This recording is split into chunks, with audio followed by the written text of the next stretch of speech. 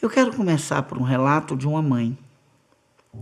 Ela tem 10 anos que chegou no plano espiritual e ela acabou também não chegou bem no plano espiritual. Chegou bem exatamente por causa desse filho.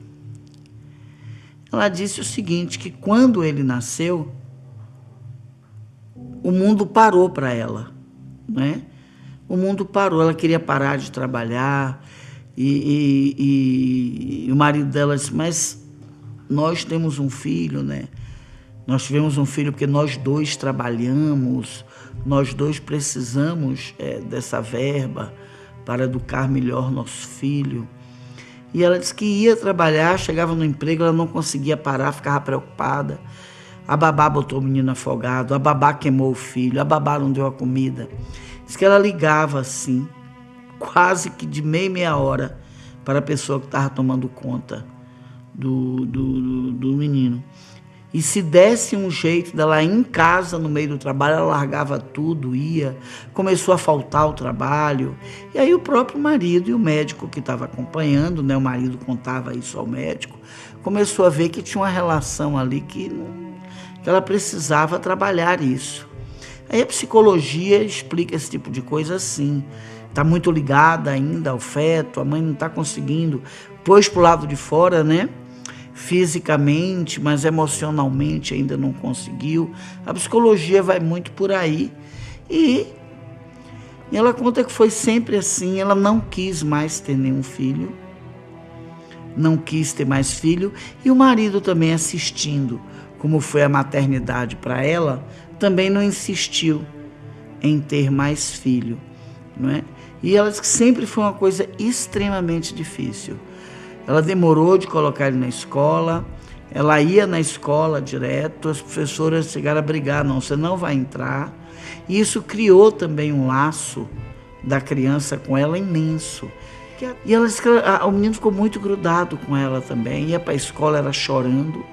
Passou-se o pai a levar ele na escola, não é? E aí quando ele ia com o pai era melhor. Mas se a mãe levasse, ele não queria ficar na escola, muito grudado. E ela também muito grudada com o filho, ligava para a escola direto. Ela tinha certeza que ia acontecer algo ruim com o filho e fazendo terapia. E ela me disse, as terapias inclusive me ajudaram muito. Mas era uma certeza que se não estivesse perto de mim, algo muito ruim ia acontecer. Eu nunca deixei ele viajar. Ele desenvolveu problemas de asma, falta de ar, muitas alergias, não é? Que era uma coisa assim que hoje, no plano espiritual, ela vê que era um amor sufocante. E que uma criança não aguentava receber aquela carga de emoção tão forte, não é? E ele cresceu, e ele casou-se, ela não gostou, achava que a mulher era completamente incompetente, que ele escolheu muito mal, brigava com a nora de todo jeito, não é? E esse rapaz, até por ter uma mãe assim muito sufocante, ele acabou se sentindo atraído por uma mulher muito sufocante também. E aí ficou aquele sufoco de um lado e do outro, né? Se ele ia ver a mãe, quando chegava em casa, tinha briga com a esposa.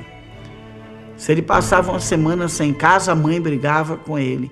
Então a vida começou a ficar um inferno. Ele começou a ficar mal, esse rapaz começou a adoecer,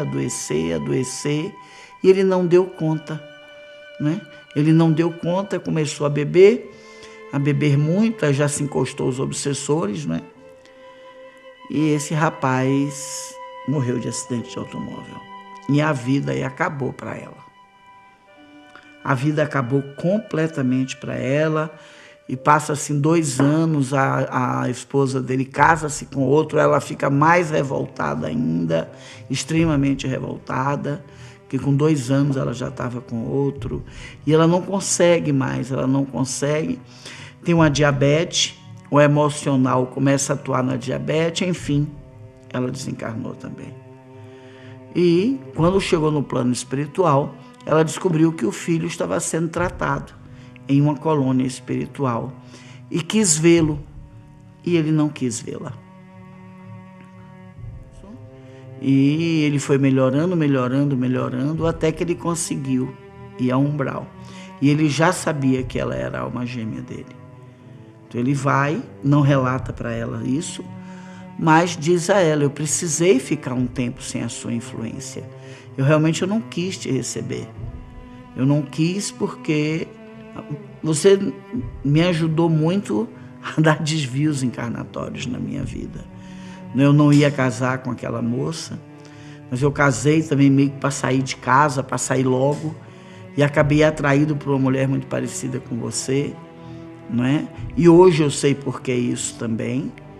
E eu estou aqui, quero te ajudar, mas se você continuar nesse drama, nessa posse comigo, eu vou pedir à espiritualidade que, inclusive, nos afaste por 1 século ou 2, até eu e você darmos conta de nos relacionarmos.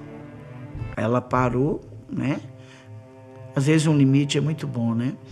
Aí ela parou com essa forma de lidar, ela passou a levar a coisa com mais seriedade, né? Ele falou: pare de ficar culpando ela, minha ex-esposa, pare com isso.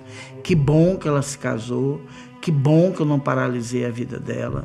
Ela tinha uma programação encarnatória de estar com essa pessoa que ela está hoje, né? E aí ela começa a ouvir o mentor, chega no plano espiritual, e ao se trabalhar, ao ser trabalhada, e aí ela se lembra que encarnou exatamente com a alma gêmea para trabalhar este amor da posse, este amor do ego, que fizeram a encarnação com ele como filho.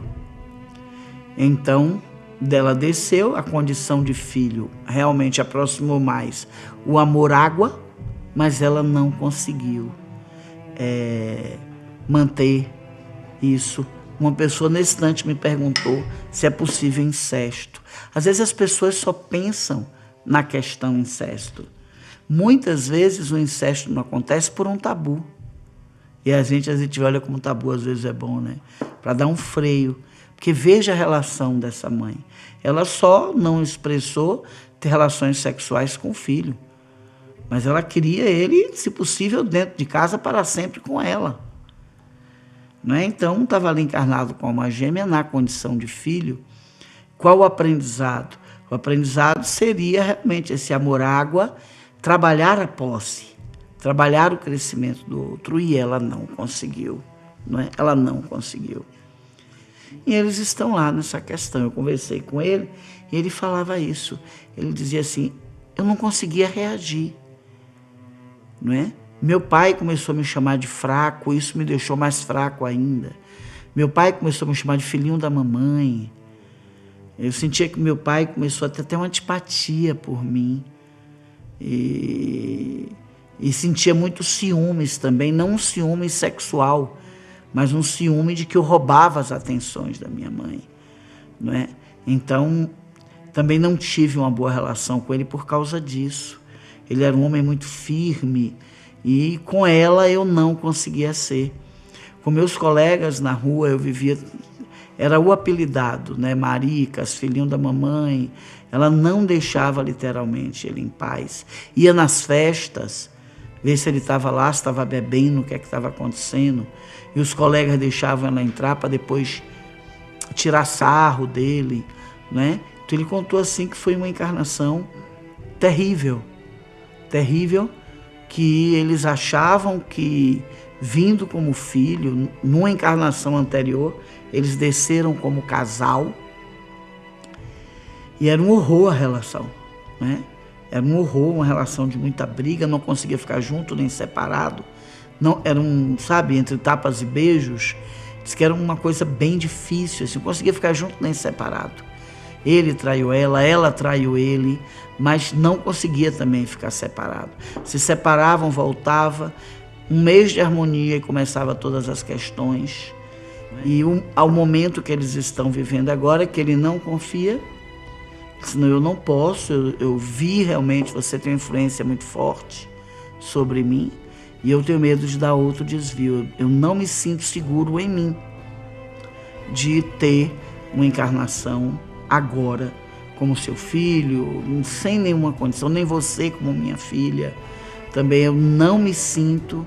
Eu acho que a gente precisa viver um pouco essa questão de amor separado com outras pessoas, o tema amor separado, com outras pessoas para ser filho, com outras pessoas para ser companheiro e companheira, para a gente conseguir ter uma relação mais equilibrada.